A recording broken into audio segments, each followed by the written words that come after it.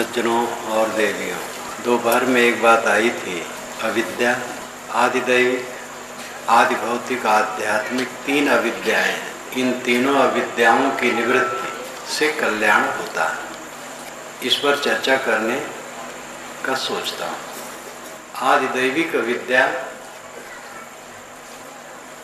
जगत संबंधी अज्ञान है। आदि भौतिक अविद्या प्राणी संबंधी अज्ञान है और आध्यात्मिक अविद्या आत्मा संबंधी अज्ञान है। आदिदैविक अविद्या है देव संबंधी। आदि कहते हैं आधार को। देव जिसका आधार हो, उस क्षेत्र का ज्ञान ठीक से न होना आदिदैविक अविद्या है, अज्ञान है। देव किसे कहते हैं? प्राकृतिक शक्तियों को। वेदों में सूर्य सबसे बड़ा देव है। एकम सद विप्रा बहुधा वदन्ति, जो कहा गया है ऋग्वेद में, वो एक सद क्या है? आदित्य, सूर्य। वेद पढ़ने वाले इसको अच्छी तरह से जानते हैं। आप भी मंत्र पढ़ करके समझ सकते हैं। आदित्य, सूर्य एक सत है, जिसको अग्नि, इंद्र, वरुण इत्यादि कहते हैं। अग्नि वेदों पर निरुक्त लिखने वाले यास्क मुनि हुए हैं। ईसा से भी 800 वर्ष पहले हुए हैं। उन्होंने तीन देवता माना है। दुलोक में आदित्य सूर्य, अंतरिक्ष में वायु और धरती पर अग्नि। केवल तीन देवता उन्होंने कहा। दुलोक का मतलब है चमकता हुआ लोक, सितारों का लोक। सितारों के बीच में सूर्य सबसे बड़ा देवता है और आकाश में वायु देवता है और पृथ्वी पर अग्नि देवता है। वेदों को आप पढ़िए, प्राकृतिक शक्तियों को देव कहा जाता है और उसका प्रभाव आज भी भारत पर व्याप्त है। भूचाल से जब कष्ट होता है तो कहते हैं आदिदैविक ताप है। वर्षा, अतिवर्षा, अवर्षण से कष्ट होता है तो आदिदैविक ताप है। आग लग गई व्यापक रूप में, आदिदैविक ताप है। देव जिसका आधार है वो आदिदैविक क्षेत्र है। ये दृश्यमान जगत आदिदैविक क्षेत्र है। ये प्राकृतिक शक्तियों का विस्तार है। इसके विषय में अज्ञान आदिदैविक अज्ञान है। ये दुनिया कहाँ से बनी? सभी धर्म वालों के दिमाग में ये बात आई और अपने अपने ढंग से कहा। किसी ने कहा ईश्वर ने कहा हो और हो गया। किसी ने कहा ईश्वर ने 6 दिन में दुनिया बनाई और 7वें दिन विश्राम किया। तभी आजकल रविवार को डॉक्टर, मास्टर, कलेक्टर सब छुट्टी पाते हैं।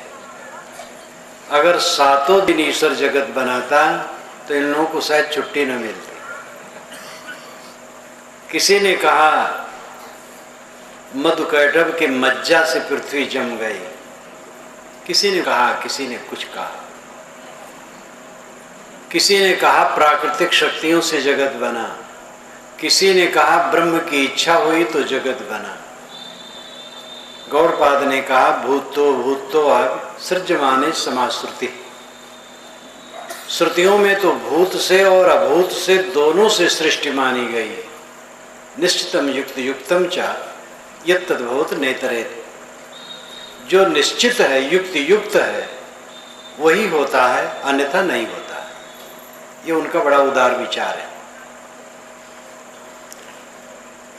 सृष्टि के विषय में पूरी दुनिया, समस्त धार्मिक मत वाले अपना कुछ न कुछ कहे। वेदों में भी कहा है, लेकिन वेदों के ऋषि बड़े उदार थे। उन्होंने ये भी कहा, को ददर्श प्रथमम जायमानम स्तनवंतम यद अनस्था विवर्त भूम्या असुरसृगात्मा क्वचित् को विद्वान मुपगात पृष्ठमेतत् को ददर्श प्रथमम जायमानम स्तनवंतम यद अनस्था विवर्त। जो अनस्था है, हड्डी रहित है, उसने हड्डी वाले संसार को धारण कर रखा है, किंतु उस हड्डी रहित को किसने पैदा होते देखा है? हड्डी का मतलब पार्थिवता, स्थूलता। हड्डी रहित का मतलब है पार्थिवता रहित, स्थूलता रहित, सूक्ष्म। ये प्रकृति हड्डी रहित है, सूक्ष्म प्रकृति हड्डी रहित है। पार्थिवता उसमें नहीं, स्थूलता नहीं। प्रकृति के सूक्ष्म तत्वों में स्थूलता नहीं है, बड़े सूक्ष्म हैं। लेकिन उसी ने ये हड्डी वाले संसार को पेड़, पहाड़, पर्वत, चांद, सूरज, भूमंडल, ये सब को विभर्ति धारण कर रखा है। उस सूक्ष्म प्रकृति को जो जगत का कारण है, उसको उत्पन्न होते किसने देखा? को ददर्श, किसने देखा? प्रथमम जायमानम, पहले पहले उत्पन्न होते। जो अनस्था है उसने अस्था वाले को धारण कर रखा है। जो सूक्ष्म प्रकृति है, ये अनंत विश्व ब्रह्मांड को धारण कर रखा है। उस सूक्ष्म प्रकृति को उत्पन्न होते पहले पहले किसने देखा? भूम्या असुर सृगात्मा क्वचित्। भूमि से, प्रकृति से असृग और असु प्रकट हुए। अस कहते प्राण को, असृग कहते रक्त को। अर्थ हुआ स्थूल शरीर और सूक्ष्म शरीर प्रकृति से पैदा हो गए। ये तो बात समझ में आती है। आत्मा क्वचित्, आत्मा क्या है? को विद्वान मुपगात पृष्ठ में तत्। इतनी बात पूछने के लिए विद्वान के पास कौन जाता है? सब तो पेट धंधे में लगे हैं और वासना में उलझे। दोनों पंक्तियों का भाव बड़ा महत्वपूर्ण है। किसने देखा है जगत को उत्पन्न होते? कबीर साहब ने कहा, तहिया होते पवन नहीं पानी, तहिया सृष्टि कौन उत्पानी। जब पवन पानी नहीं थे तो सृष्टि किसने बनाई? कई पंक्तियां उन्होंने कही। अंत में कहा, अविगति की गति का कहो, जाके गांव न ठाव, गुण विहूना पेखना का कह लीजिए नाव। अविगत अज्ञात की बातें क्या कहते हो जिसके गांव ठाव कुछ पता नहीं? गुण विहीन बात क्यों करते हो? वे तर्क देते हैं, जब कुछ नहीं था तो कहां से बन गया? अभाव से भाव नहीं होता है, कुछ नहीं से कुछ नहीं होता है। कुछ होता है तो कुछ रहता है तब उससे होता है। असत्ता से सत्ता नहीं आती, सत्ता से सत्ता आती। तो वेद के ऋषि भी ये कहते हैं, को ददर्श प्रथमम जायमानम। एक ऋषि तो ऐसा कहता है कि सृष्टि को कौन जानता है कि कहां से आई? शायद देव जानते हो सकता देव भी न जानते हो। आप ये विचार कीजिए कि यहाँ पैदा क्या होता है? तत्वों के जो सूक्ष्म कण वो बने नहीं, वो नित्य। प्रकृति का सूक्ष्म स्वरूप नित्य और उनमें गुणधर्म नित्य है। उनके गुणधर्मों से जगत प्रपंच नित्य है। इसमें कुछ आरंभ नहीं है। इस सत्ता जगत शून्य से नहीं आ गया, ये यथार्थ है। परिवर्तनशील है, विकारी, इसलिए क्षणभंगुर है। और हमारे साथ नित्य इसका संयोग नहीं रहता, छूट जाता है। वैराग की दृष्टि से इसको मिथ्या भी कहा गया, झूठ भी कहा गया। लेकिन ये जगत मिथ्या और झूठ नहीं, अपनी जगह पर सच है, लेकिन बदलता है, स्थिर नहीं रहता।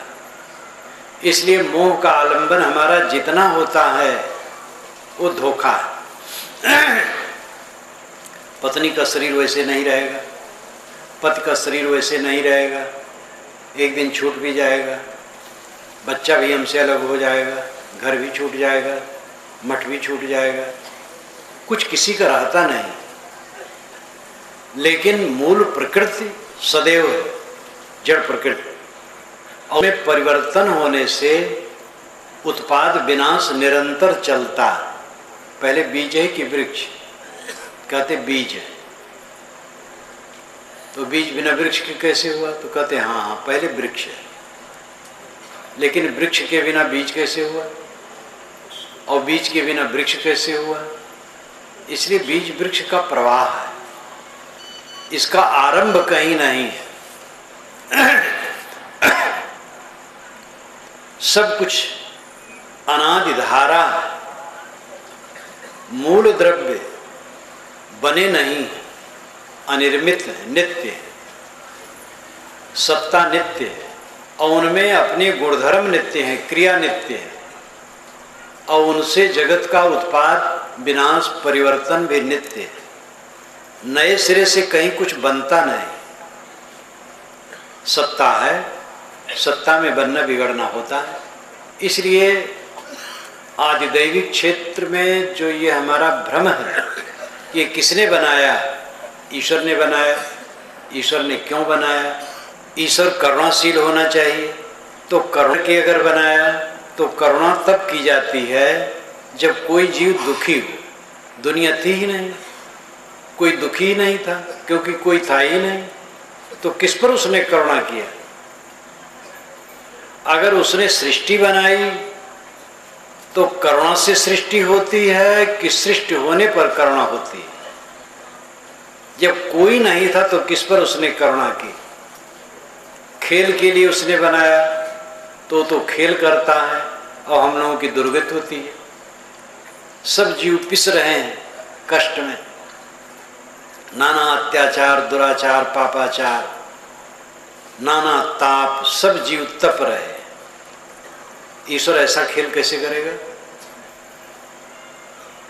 इसका समाधान कहीं नहीं।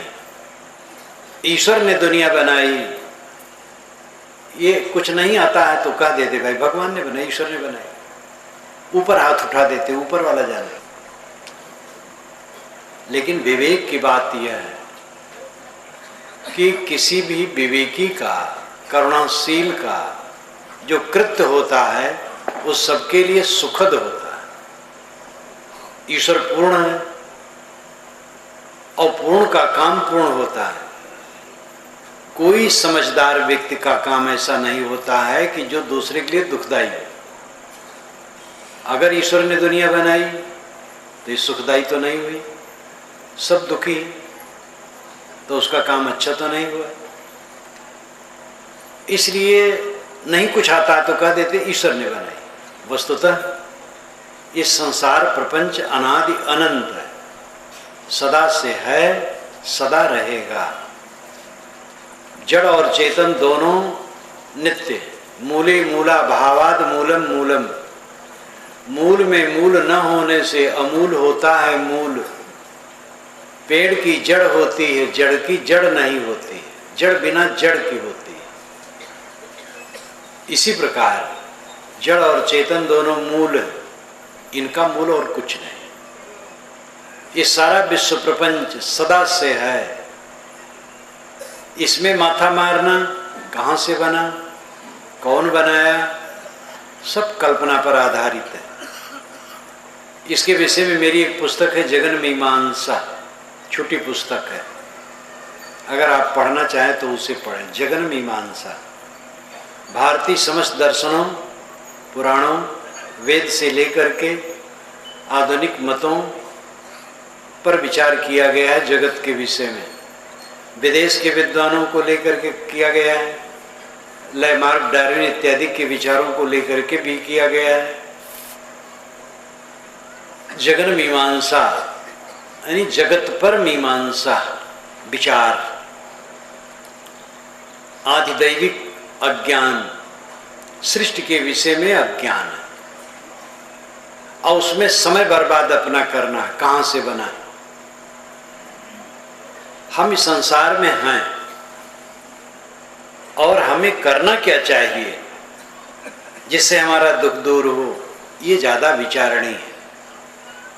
संसार कहाँ से बना इससे कोई मतलब नहीं। संसार है ही।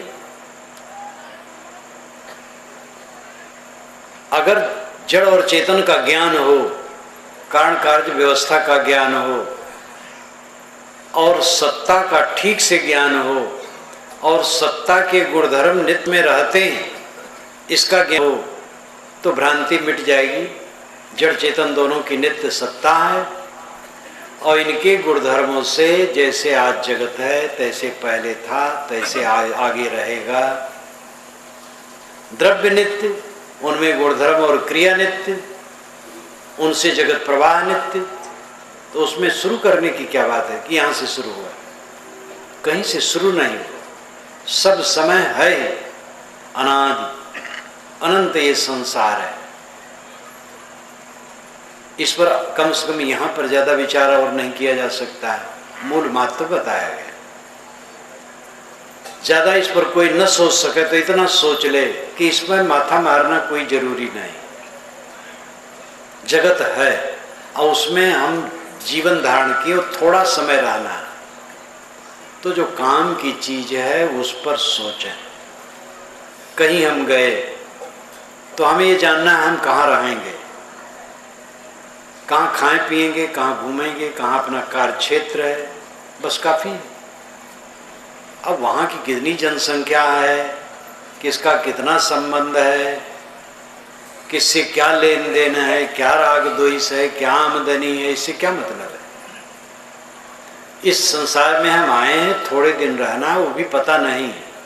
इसलिए काम की बात पर सोचें। आदि भौतिक अज्ञान दूसरा है। भूत कहते हैं तत्वों को भी, जड़ तत्वों को भूत कहते हैं, मिट्टी पानी आग हवा इत्यादि को। भूत कहते बीते हुए समय को, भूत कहते हैं से को, भूत कहते हैं चरितार्थ करने को भी, भूत कहते हैं काल्पनिक भूत प्रेत को भी, जो झूठी बात है, और भूत कहते हैं देहधारी प्राणियों को भी। यहां अर्थ है देहधारी प्राणी। भौतिक ताप जब आप कहते हैं तो भौतिक ताप क्या होता है? प्राणियों से कष्ट। मच्छर ने छेदा तो ये भौतिक ताप है। सांप ने काटा, भौतिक ताप है। सिंह ने मार खाया, ये भौतिक ताप है। चाहे मच्छर छेदे चाहे सिंह मारे, दोनों भौतिक ताप है। भूत प्राणियों से, भूत नाम प्राणी, गीता में आया है दया भूतेषु लोलुप्तम। भूत प्राणियों पर दया करो और अलोलुप रहो, लालची न रहो। ये देवी संपदा में वर्णित है। तो भूत नाम प्राणी, भूतों प्राणियों के बीच में जो अज्ञान है, उस अज्ञान को हमें दूर करना चाहिए। ये बहुत काम की बात है। प्राणी और पदार्थ दो हमें मिलते हैं और तीसरी है परिस्थिति। प्राणी सचैतन्य, पदार्थ अचैतन्य। प्राणी पदार्थों की विशेष अवस्था को परिस्थिति कहते हैं। यहाँ जितने लोग बैठे ये प्राणी, और ये ऊपर जो तना हुआ है, लकड़ियाँ खड़ी हैं, बिजली जल रही है, घड़ी टंगी है, ये पदार्थ है, अचेतन है। और इनकी विशेष अवस्था परिस्थिति है। जैसे 2 घंटे के पहले इसकी परिस्थिति भिन्न थी इस सभा की, कुछ मिनटों के बाद इसकी परिस्थिति भिन्न हो जाएगी, आधी रात को इसकी परिस्थिति भिन्न रहेगी। प्राणी सचैतन्य, पदार्थ अचैतन्य। प्राणी पदार्थों की विशेष अवस्था परिस्थिति, इन्हीं में हो करके आदमी गुजरता है, इन्हीं में वो बंधन बनाता है और इन्हीं में विवेक से रह करके बंधनों को खोल सकता है। पानी में नाव का डाल करके हम तैरते हैं और उसी में डूबते भी। प्राणियों में अन्य प्राणियों के लिए विशेष बात नहीं। आप 1000 बैल, घोड़े, गधे, ऊंट, हाथी पालें, चारा दें, निवास दें, रक्षा करें, फिर और चिंता नहीं। लेकिन आदमी के एक बच्चे को पाल करके निभाना बहुत मेहनत है। आदमियों के बीच में सारे बंधन बनते हैं। स्वार्थ हमारा जितना बढ़ जाता है, प्रेम घट जाता है। प्रेम घटता है, कलह होता है। कलह होने से मानसिक बंधन बनते हैं, बाहर का विवाद भी बढ़ता है। प्राणियों के बीच में समता, क्षमा, दया, शील, विचार से बरतना बहुत जरूरी है। चाहे पति पत्नी के रूप में हो, पिता पुत्र के रूप में हो, भाई भाई के रूप में हो, गुरु शिष्य के रूप में हो, जितने संबंध हैं सब व्यावहारिक हैं, पारमार्थिक नहीं। व्यावहारिक संबंध क्षणिक होता है, पारमार्थिक नित्य होता है। पारमार्थिक स्थिति में संबंध नहीं होता। परमार्थ कहते हैं परम प्रयोजन को, और परमार्थ कहते हैं सत्य को। ये आत्मा सत्य है। जो अहम पदार्थ है, अहम प्रत्यय, सबके अंदर में अहम प्रत्यय आत्मबोध है। मैं हूँ, अज्ञान है, नहीं जानते हैं, लेकिन फिर भी मैं हूँ। सब लोग कहते हैं मैं क्या हूँ, ये नहीं समझते, लेकिन मैं हूँ सब कहते हैं। ये जो मैं तत्व है, जब देह इत्यादि पदार्थों के लिए मैं का भाव होता है तो इसको अहंकार कहा जाता है, और आत्मा के लिए मैं भाव होता है तो ये बोध कहा जाता है। अपने आत्म अस्तित्व का बोध होना जरूरी। आपका अस्तित्व, आप इस बीच में आए हैं, शरीर धारण किए हैं। कोई शरीरधारी आपका नहीं है। अब आपका माना हुआ शरीर भी आपका नहीं, ये भी बिखर जाने वाला है। एक संयोग है प्रारब्ध का। जैसे हम मुसाफिर खाने में रहते हैं, वहां झगड़ा लड़ाई नहीं करते, जानते हैं सब मिले जुले आए गए, किसी से संबंध नहीं। जब मुझे ईरोड जाना था, अहमदाबाद से ईरोड जा रहा था, तो मद्रास में, चेन्नई में गाड़ी बदलना था, और कई घंटे का वहाँ निवास था। धर्मशाले में, मुसाफिर खाने में था। वहाँ के लोग, दो सज्जन आए मेरे पास बैठे। एक ने अपना भोजन खोल दिया, कहा महाराज भोजन कीजिए। मैंने कहा हम लोगों ने भोजन कर लिया।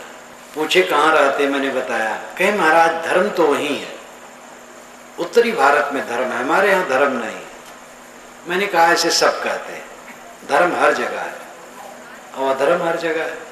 रास्ते में ट्रेन में ही एक परिवार मिला, वो तो कभी फल लावे, कभी कुछ लावे, कभी कुछ लावे, ये खाइए वो खाइए। महाराज मद्रास चलिए तो उतरिए तो हमारे घर चलिए। कैसा सारा संसार कहाँ पर आया है, और अंत में किसका साथ है? पत्नी पति का संबंध कटता है, पिता पुत्र का, गुरु शिष्य का। एक प्रारब्धवश संयोग है, कहीं मोह न बनावे, कहीं वैर न बनावे, कर्तव्य करें, केवल कर्तव्य। हमारा कर्तव्य है अगले आदमी के साथ मधुरता का बर्ताव करना, किसी के हक को न मारना, अपने हक की चीज दूसरे की सेवा में लगा देना जितना संभव हो बन सके, लेकिन दूसरे के हक को बिल्कुल न मारना, प्रेम का बर्ताव करना, त्याग और संयम से रहना, ये हमारा कर्तव्य है। और कहीं अपने मन का लगाव न करना, मन वहाँ लगाना चाहिए जो कभी बिछुड़े ना। कौन ऐसी वस्तु है जो कभी नहीं बिछुड़ती? वो आत्मा। आत्मा से आत्मा कभी बिछुड़ता नहीं, और सब कुछ बिछुड़ जाता है। हमारे अंतरतम हमारा आत्मा है, इसलिए वेदांत में इसको प्रत्यक कहा गया, प्रत्यक आत्मा। प्रत्यक नाम भीतर, अंतर। कवि साहब ने अंतर ज्योति कहा बीजक में, प्रथम शब्द उनका है अंतर ज्योति। कबीर साहब अपनी वाणी जब शुरू करते हैं बीजक में तो अंतर ज्योति शब्द कहते हैं, और वेद की ऋषि जब शुरू करते हैं तो अग कहते हैं। ऋग्वेद में पहला मंत्र है अग्निवेले पुरोहितम यज्ञ से देवम ऋतजम होतारम रत्न धातमम। तो अग्निम शब्द पहले कहते हैं। अग्निम ईले, अग्निम और ईले दो पद मिला करके अग्निमीले शब्द बना है। अग्नि नामकम देवम ईले अस्तौम, ये साणाचार्य का भाष्य है। अग्नि तो अग्नि नाम का देवता है, और ईले कहते हैं अस्तुति योग्य को, जो अस्तुत्य है, पूजनीय है। फिर कहते हैं ईड़ अस्तुताविद धातु, ईड़ अस्तुतविद धातु, ईड़ धातु अस्तुत परक है। ईड़, ईल, इलाह एक ही बात है। अल्लाह, अल्लाह में भी दो पद है, अल और इलाह। अल कहते हैं आर्टिकल को, अरबी में अल एक आर्टिकल है, जैसे इंग्लिश में दी आदर सूचक शब्द है अल। अरबी भाषा में जहाँ कहीं भी आदर सूचक रखना होगा तो अल लिखा जाएगा पहले। और इलाह का मतलब है पूज्य, अल्लाह पूज्य, आदरणीय पूज्य। और अग्निम ईले, वहाँ भी पूज्य। दूर कौन है? ये पूरी संस्कृत सभ्यता एक है। आगे चल करके हम लोग एक दूसरे से दूर हो गए। अरबी में ईल, इलाह पूज्य, और वेद में ईल, ईड़ पूज्य। ये तो प्रसंग वसात मैंने कहा। वेद ऋषि आरंभ करते हैं तो अग्नि शब्द कहते हैं, क्योंकि प्राकृतिक शक्तियों का वर्णन वेदों में बहुत है। कबीर साहब की वाणी में आत्मा का वर्णन, जीव का, चेतन का वर्णन है अधिक। महात्मा बुद्ध जब अपना शास्त्र आरंभ करते हैं धम्म पदम, तो मनोपुब्बगमा धम्मा मनोसेठा मनोमया, मन कहते हैं। वे मन पर बहुत सोचे। कबीर साहब ने भी मन पर सोचा है, वेद के ऋषियों ने भी मन पर सोचा है। तथागत बुद्ध भी आत्मा के लिए भी कहते हैं अत्ता ही अत्तनो नाथो अत्ता ही अत्तनो गति। आत्मा ही आत्मा का स्वामी है और आत्मा ही आत्मा का प्राप्तव्य है।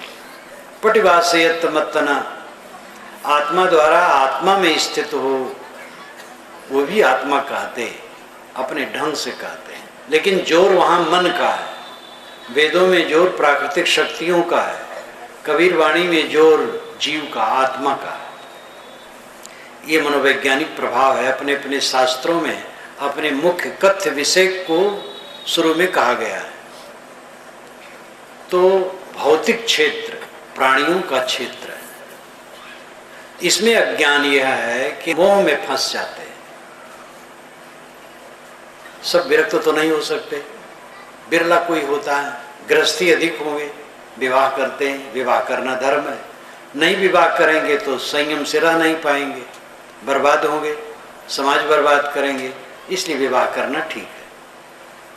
लेकिन विवाह करके बहुत मोह बांधने से दुख है। विवाह क्यों किए? क्योंकि अपने को संभाल सकने की हिम्मत नहीं थी। तो देख लिए उसको, क्या उसमें रस है। थोड़े दिन में पता लग गया।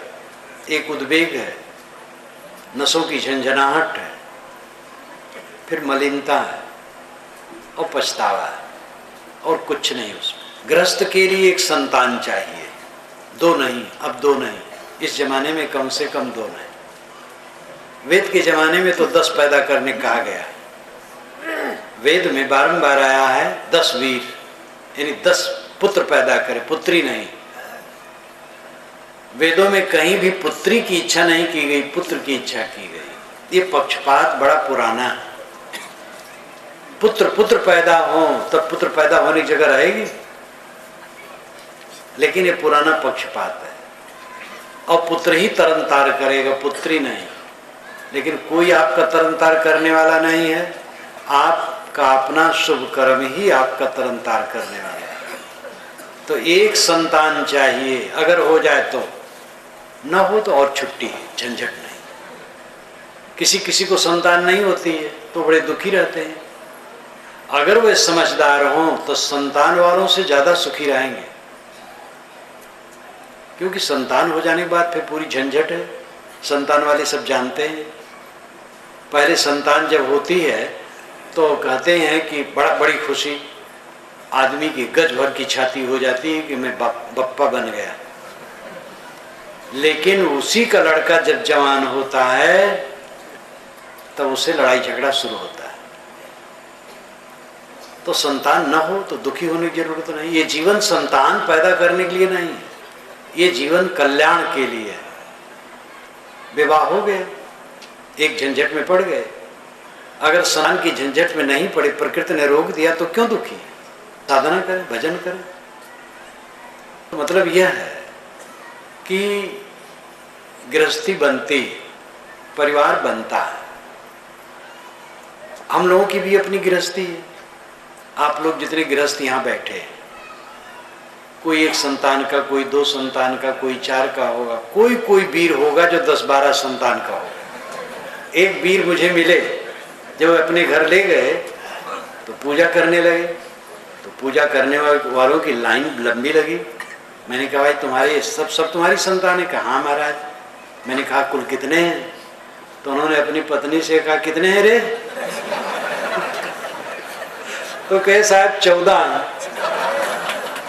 तो कोई वीर हैं, लेकिन थोड़े होते हैं। और हम लोगों के लिए हम क्या गिने? मैं स्वयं अपने लिए कितना गिनूं कि कितने मेरे हैं?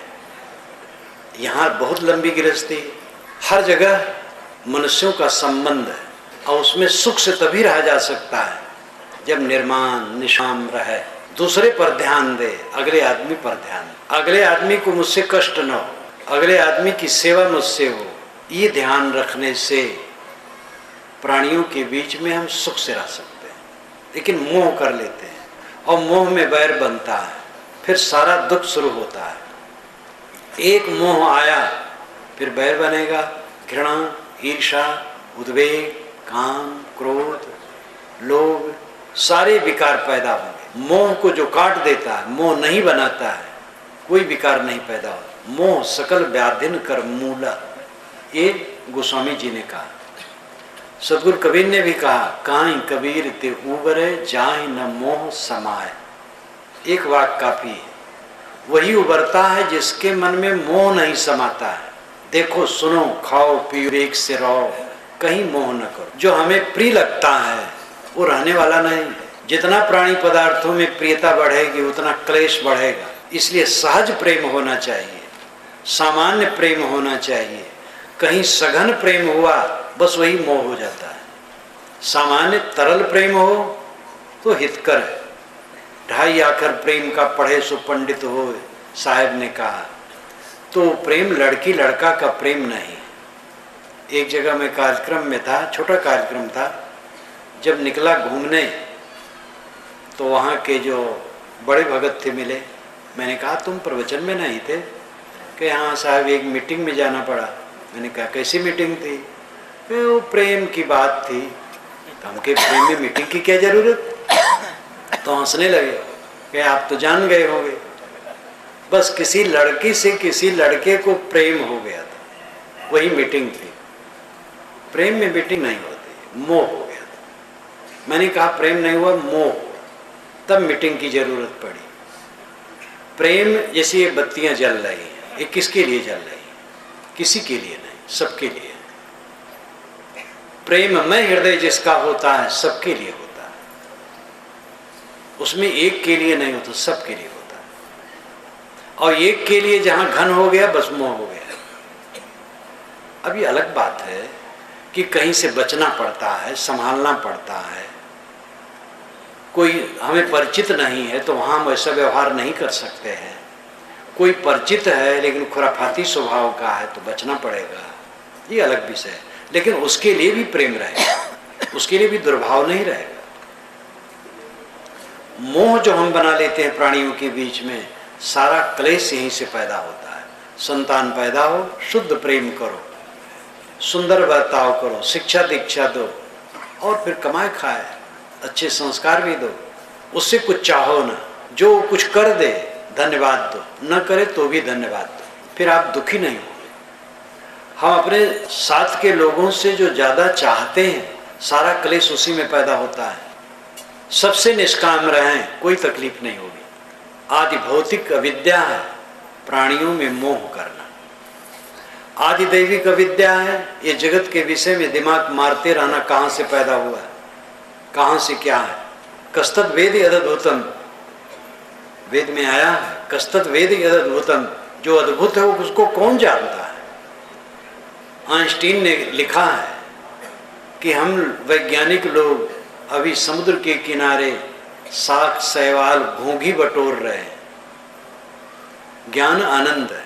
अंतिम में तो उन्होंने ये भी कहा, अगर फिर से मेरा जन्म हो तो मैं यही चाहूँगा वैज्ञानिक न बनूं, साधारण आदमी रहूं। बड़ा से बड़ा विद्वान अपने मूंछ के बाल को नहीं जानता है कि कितने, ये संसार की था लगाने के चक्कर में पड़े, अपनी था लगावे। आदिदैविक क्षेत्र में इतना समझ लें कि जड़ और चेतन की सत्ताएं नित्य हैं, उनके गुणधर्म उनमें नित्य हैं, और उनसे जैसे आज बनना है वैसे सदा से बनता है, शुरू कहाँ हुआ, सब समय है। और आदि भौतिक क्षेत्र में जो अविद्या है, प्राणियों के प्रति मोह, वही दुखों को पैदा करता है। मोह रहित होकर के जो जीता है वो भय रहित होता है, और कोई भी ये कर सकता है। समझ होनी चाहिए और अभ्यास होना चाहिए।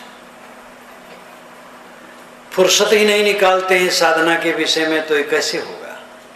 साधु वेश भी आप धर लें, भगत बन जाए, कुछ भी हो जाए, उसके लिए मानसिकता होनी चाहिए, समय निकालना चाहिए, चिंतन मनन अध्ययन, तब उसकी कमाई होती है, वो काम होता है।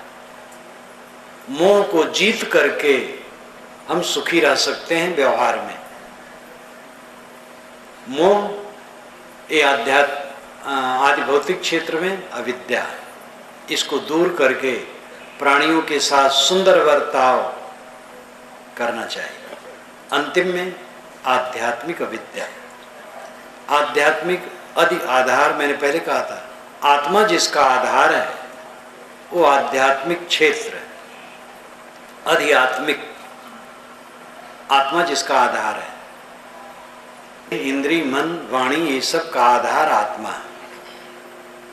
इसलिए देह इंद्रिय मन इत्यादि का आध्यात्मिक क्षेत्र, ये हमारा व्यक्तित्व एड़िस चोटी तक आध्यात्मिक आत्मा संबंधी, इन्हें संभाल करके रखना। आपको शरीर मिला, शरीर में इंद्रियां मिली बड़ी संवेदनशील, मन मिला, इनको विवेक द्वारा समझ करके, सत्संग द्वारा जान करके अच्छा बर्ताव इनसे करें तो बंधन खुलेंगे और शांति मिलेगी। इनके साथ अज्ञान का काम करें, अविवेक का काम करें, दुरुपयोग करें इनका, तो बंधन बढ़ेगा और दुख होगा। शरीर आपका है, आप इसे भोग में लगाएं, योग में लगाएं, स्वतंत्र है। आंखें हैं, आंखों से विकारी दृश्य देख करके मन खराब करें, या विवेक पूर्वक व्यवहार करके सत्शास्त्रों का मनन चिंतन करके विवेक जगावें। जीभ मिली है आपको, स्वादासक्त में पड़ करके अनर्गल चीजें खाएं, अधिक खाएं, पेट को स्वास्थ्य को खराब करें, या संतुलित सात्विक भोजन करें, सुख से रहें, आपके अधीन है। मन को चारों तरफ ललचा ललचा करके बहकाते रहें, मन को लंपट बनाए रहें, या मन को समेट करके संतुलित रहें, आपके ऊपर निर्भर करता है। आध्यात्मिक क्षेत्र की अविद्या है अपने जानना और अपने मन इंद्रियों की स्थिति को न जानना और इन सब का दुरुपयोग करना। पहले तो अपने को जानना चाहिए, मैं कौन हूँ। मैं कौन हूँ नाम की पुस्तक आप लोगों में बहुत लोग जानते होंगे, क्योंकि बहुत पुरानी पुस्तक है।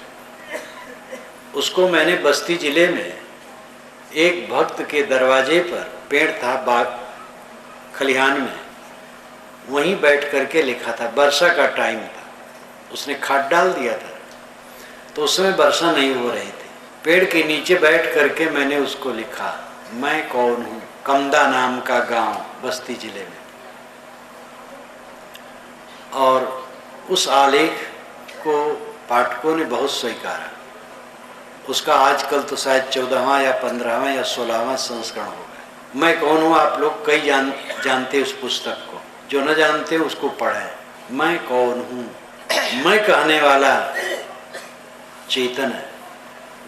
जो अपने को जाने, दूसरे को जाने, उसको चेतन कहते हैं। जो अपने को न जाने, दूसरे को न जाने, उसको जड़ कहते। मिट्टी पानी आग हवा न खुद को जानते न दूसरे को जानते। ये देह अपने आप में चेतन नहीं है। जब चेतन निकल जाता है तो ये काष्ठ की तरह पड़ा रहता और सड़ जाता। इसमें रहने वाला जो मैं तत्व है वो चेतन है, वो आप है। मैं चेतन हूँ, मैं अमर आत्मा हूँ। अमर क्यों हूँ, कैसे हूँ, क्या प्रमाण है? क्योंकि चेतना का कोई लक्षण जड़ तत्व में नहीं है। मिट्टी पानी आग हवा में चेतना का लक्षण नहीं है। Oxygen, hydrogen, nitrogen, phosphorus, radium इत्यादि में चेतना का कोई लक्षण नहीं। इसलिए इन जड़ तत्वों से चेतना नहीं बनी है। चेतना एक स्वतंत्र गुण है और गुण द्रव्य में रहता है। गुण और द्रव्य का समवाय संबंध, नित्य संबंध है, अभिन्न संबंध है। चेतना रूपी गुण प्रत्यक्ष है। मैं बोल रहा हूँ, आप जान रहे हैं। सारे ज्ञान विज्ञान का विकास चेतना से है। ये चेतना रूपी गुण जिस द्रव्य का है उस द्रव्य को ही जीव, चेतन, आत्मा, रूह, सोल इत्यादि कहते हैं। और उसी की चरितार्थता होने पर उसको ब्रह्म ईश्वरादि भी कहा जाता है। सूफियों ने भी उसी को खुदा कहा। कहता है खुद से जुदा, उसका बोध अच्छा नहीं है। जो खुद ही में खुदा बतला दे, पीर उसे कहते हैं। जो खुद से खुदा को जुदा कहता है वो सही नहीं है। जो खुद में खुदा को दिखा दे वो असली पीर है। राह हक हरगिज ने आबीता नगेरी चार तर्क, तर्क दुनिया, तर्क उकबा, तर्क मौला, तर्क तर्क। ये सूफी संत ने कहा, इस्लामिक संत ने। राह हक सत्य रास्ता हरगिज नया भी कदाप नहीं मिल सकता। ता नगेरी चार तर्क, जब तक चार का तर्क नहीं हो। तर्क नाम त्याग, तर्क दुनिया, तर्क उकबा, तर्क मौला, तर्क तर्क। तर्क दुनिया, दुनियादारी का त्याग, मोह माया का त्याग, भोग विलास का त्याग। तर्क दुनिया, तर्क उकबा, उकबा स्वर्ग, स्वर्ग और जन्नत की इच्छा का त्याग। और तर्क मौला, ईश्वर कहीं अलग है, इस कल्पना का त्याग। और तर्क तर्क, इन तीनों के त्याग के अहंकार का त्याग। एकदम वेदांत, एकदम कबीर विचार, एकदम सांख्य और बुद्ध विचार, महावीर विचार। महापुरुषों के जो अंतिम विचार होते हैं उनमें फर्क नहीं रहता। कबीर साहब ने कहा है, समझे की गति एक है, जिन समझा सब ठौर। कहें कबीर ये बीच के बल कहीं और की और। जितने समझदार हैं सबकी दशा एक है। ये बीच के लोग और की और बकवास करते हैं। परमात्मा अलग नहीं है।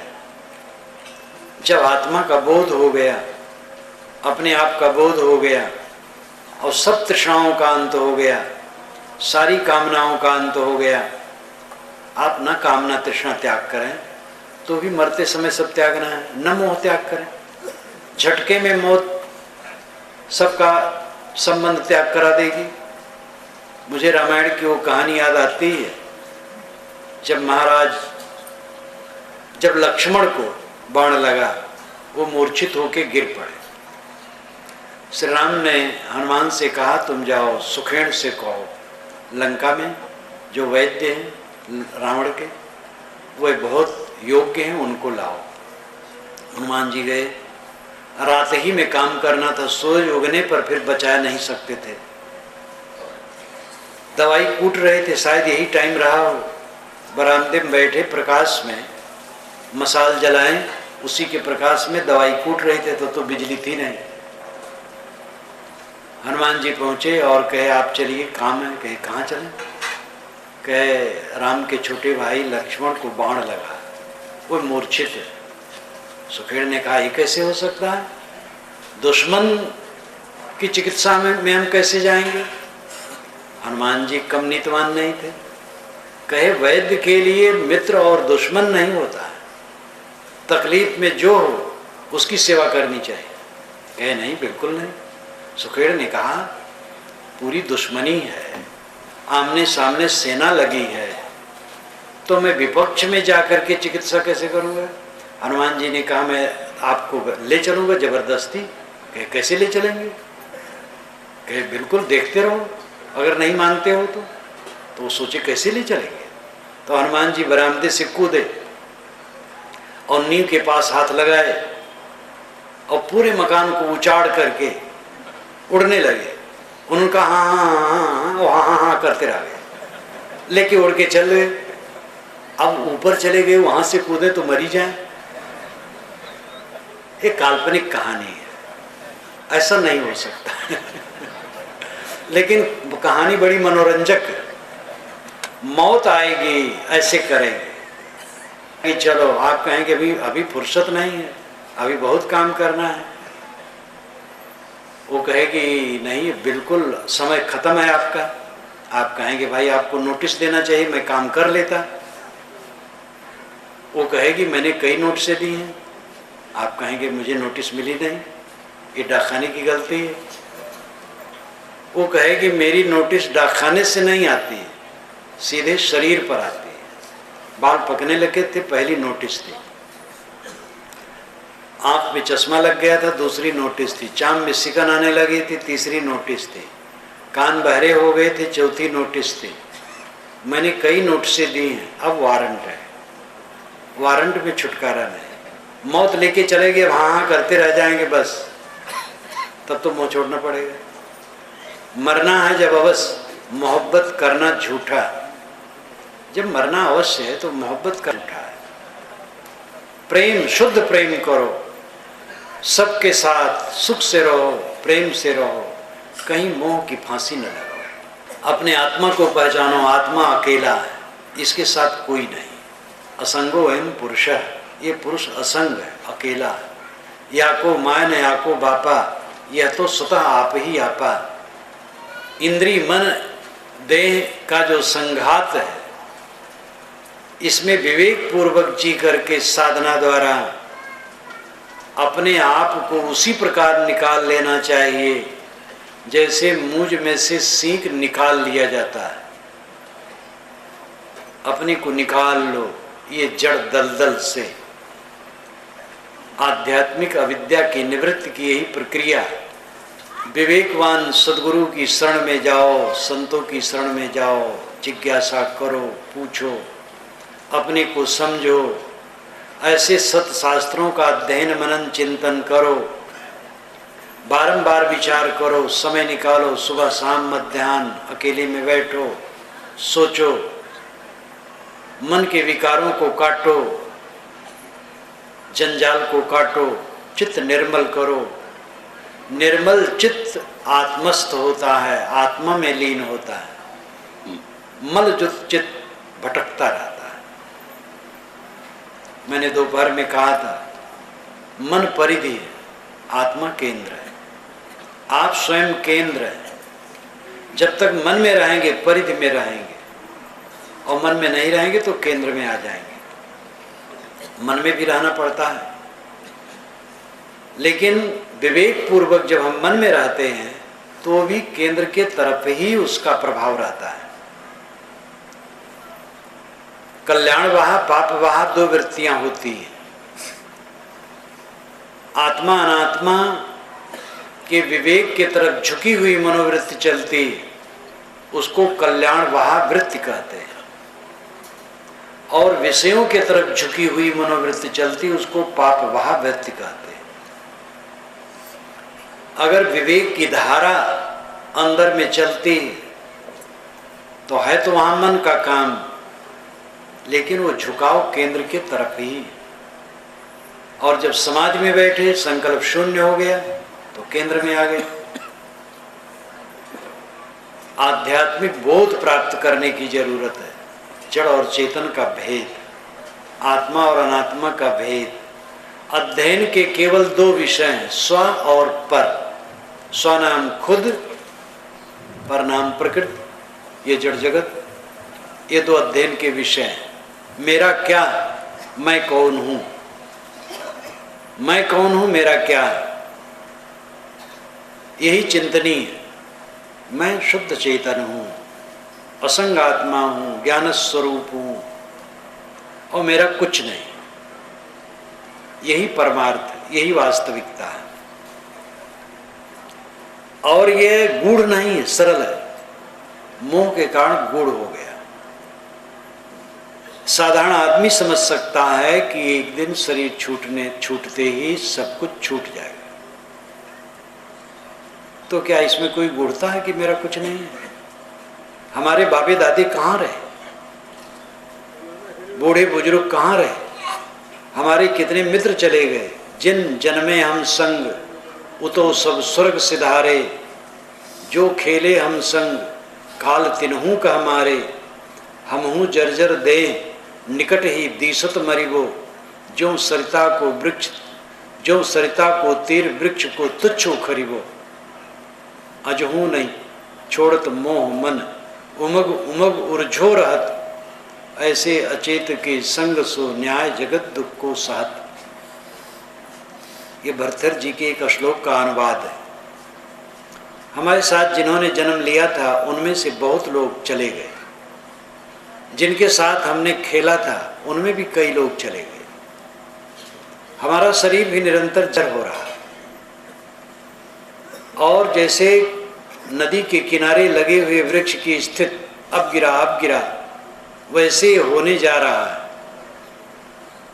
लोग मुझसे पूछते हैं, मेरे विषय में लोगों की बड़ी चिंता रहती है, मेरे शरीर को जरा दुबला दुबला देखते हैं।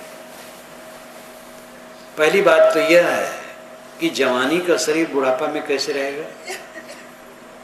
ये तो बदलेगा ही। दूसरी बात, मुझे निष्ठा है दुबला रहने में, मोटा रहने में नहीं।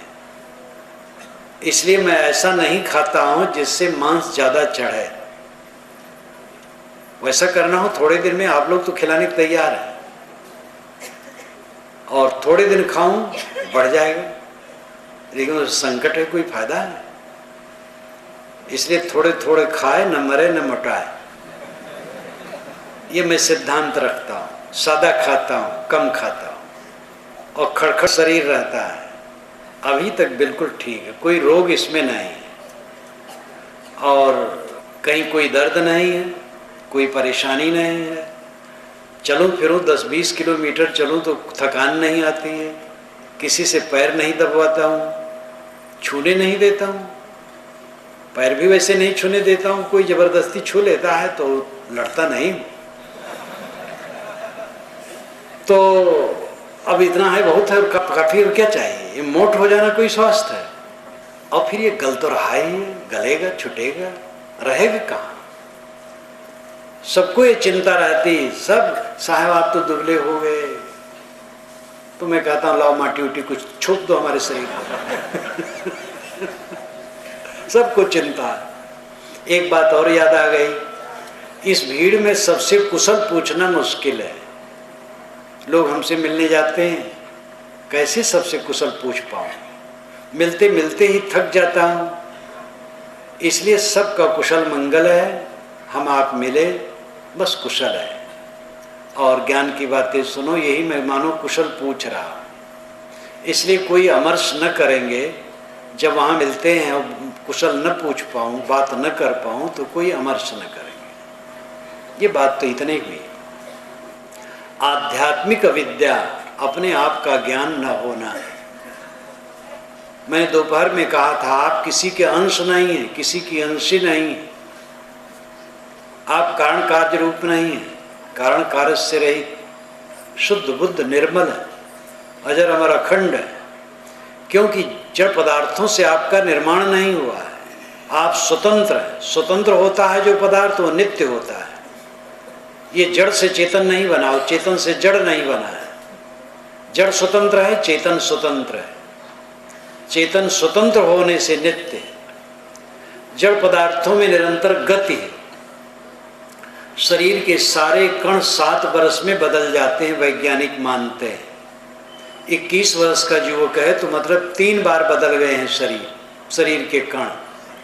अगर आत्मा कणों का संव्यूहन होता, जोड़ होता, तो 20-25 वर्ष के बाद तो उसको याद भी कुछ न होता। एक अस्थाई आत्मा है जो ज्ञान विज्ञान का धारक है, सारी स्मृतियों को संजो करके रखता है, वो एक स्थिर आत्मा है। ये ज्ञाता, बोधा, दृष्टा, साक्षी, चैतन्य स्थिर तत्व है, वो मैं हूं। शरीर इंद्री का व्यवहार संयम से करके अपने आप को अपने में समेट लेना है और अपने आत्मा में विश्राम पा जाना, यही जीवन का फल है। ये आध्यात्मिक अविद्या की निवृत्ति का फल है। 3 अविद्याएं हैं, आदिदैविक, आदिभौतिक और आध्यात्मिक। आदिदैविक अविद्या जगत के विषय में, आदिभौतिक अविद्या प्राणियों के विषय में, आध्यात्मिक अविद्या अपने विषय में। इन तीनों को सत्संग से, स्वाध्याय से, चिंतन मनन से निवृत्त करके इसी जीवन में हमें कृतार्थता अपनानी चाहिए। जगत के विषय में अपने दिमाग को उलझाने की जरूरत नहीं है। इतना काफ़ी है कि जगत है और जगत में हम हैं और थोड़े समय के लिए आए हैं, अपनी कल्याण का काम करें। जिन प्राणियों के बीच में हम रह रहे हैं, मधुरता का बर्ताव करें, मोह न करें, वैर न करें। वैर अपने आप में कुछ नहीं, मोह से वैर पैदा होता है। मोह नहीं होगा तो वैर नहीं होगा।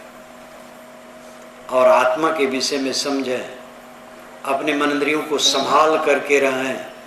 मन को संभालें, उद्वेगित न करें। वाणी को संभालें, कट न बोले, अहंकार पूर्वक न बोले। और इंद्रियों को संभालें, इनको लंपट न करें। जिसका मन, जिसकी वाणी, जिसकी इंद्रियां संयत है, उसके निरंतर संयमन का फल होगा। उसका मन मधु हो जाएगा, मक्खन हो जाएगा। और ऐसा मन ही समाधि में प्रवेश करता है और तभी जीवन मुक्ति का परमानंद मिलता है, तभी ये जीवन का फल मिलता है। जीवन का फल है इस जीवन में जीवन मुक्त हो जाना, कल्याण रूप हो जाना। कल्याण रूप का अर्थ, जीवन मुक्ति का अर्थ क्या है?